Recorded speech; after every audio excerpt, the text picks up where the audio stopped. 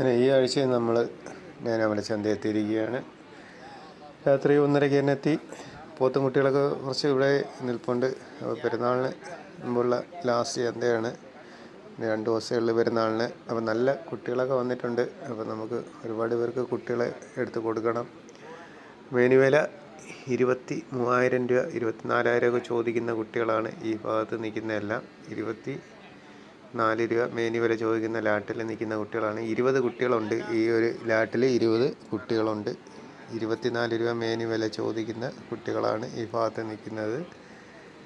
ഈ ഭാഗത്ത് നിൽക്കുന്നത് 23 രൂപ മേനി വില ചോദിക്കുന്ന കുട്ടികളാണ്. ചെറിയ കുട്ടികളാണ് ഇതൊക്കെ.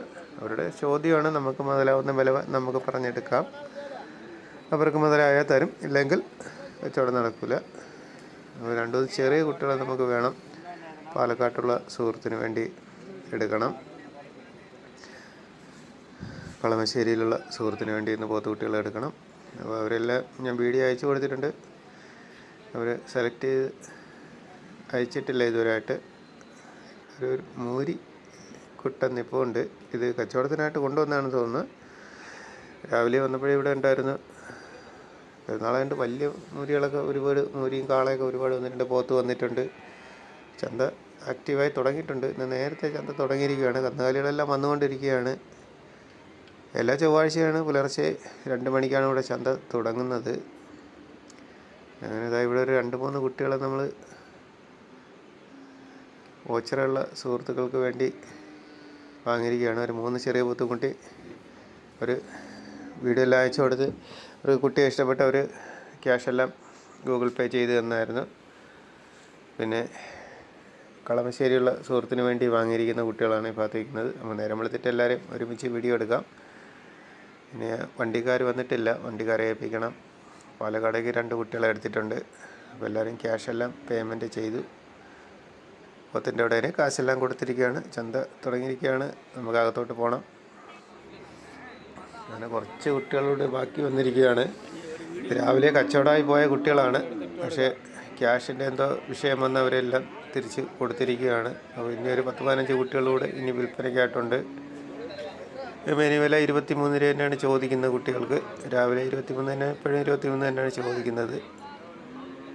നേരം വെളുത്ത് നമ്മൾ വാങ്ങിയ കുട്ടികളാണ് ഈ കിടക്കുന്നതെല്ലാം. ഒരേ സ്ഥലത്തേക്കും കൊടുക്കാനുള്ള കുട്ടികളാണ്. ഓച്ചറ, കൊല്ലം ഓച്ചറയ്ക്ക് നമ്മൾ 3 കുട്ടികളെ എടുത്ത് അവിടത്തേക്ക് കളമശ്ശേരിക്ക് 3 കുട്ടികളെ എടുത്തിട്ടുണ്ട്. പാലക്കാടേക്ക് 3 കുട്ടികളെ എടുത്തിട്ടുണ്ട്.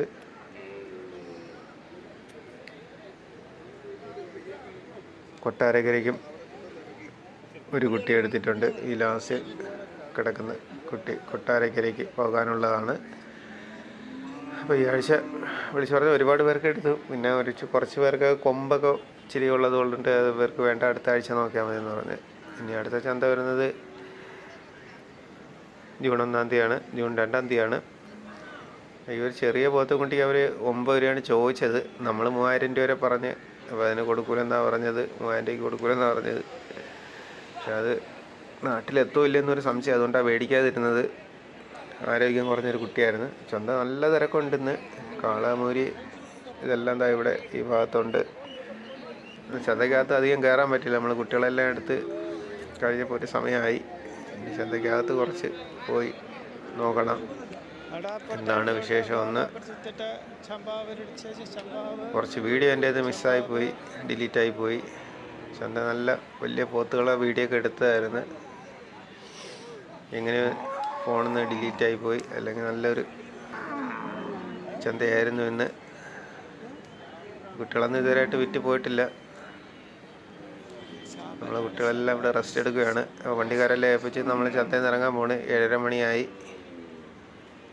വരുമ്പോൾ പോത്ത് മൂരി എല്ലാം ഈ ഭാഗത്ത് വാങ്ങി കെട്ടിയിരിക്കുകയാണ്. അപ്പോൾ നമ്മൾ ചന്തയിൽ നിന്ന് ഇറങ്ങാൻ പോവുകയാണ്. ഒരുപാട് വീഡിയോ എൻ്റെ അത് മിസ്സായിപ്പോയി. ഒരു ലോങ് വീഡിയോ ആയിരുന്നു, പക്ഷേ അപ്പോൾ അത് ഷോർട്ട് വീഡിയോ ആയിപ്പോയി. ഓക്കെ ഫ്രണ്ട്സ്, വീഡിയോ ഇഷ്ടമായി ലൈക്ക് ചെയ്യുക, ഷെയർ ചെയ്യുക, ചാനൽ സബ്സ്ക്രൈബ് ചെയ്യുക. കൂടാതെ നമ്മുടെ ഫേസ്ബുക്ക് പേജും എല്ലാവരും ഒന്ന് ഫോളോ ചെയ്യുക. അപ്പോൾ അടുത്തൊരു കിടിലം വീഡിയോയുമായി കാണാം. Okay, by.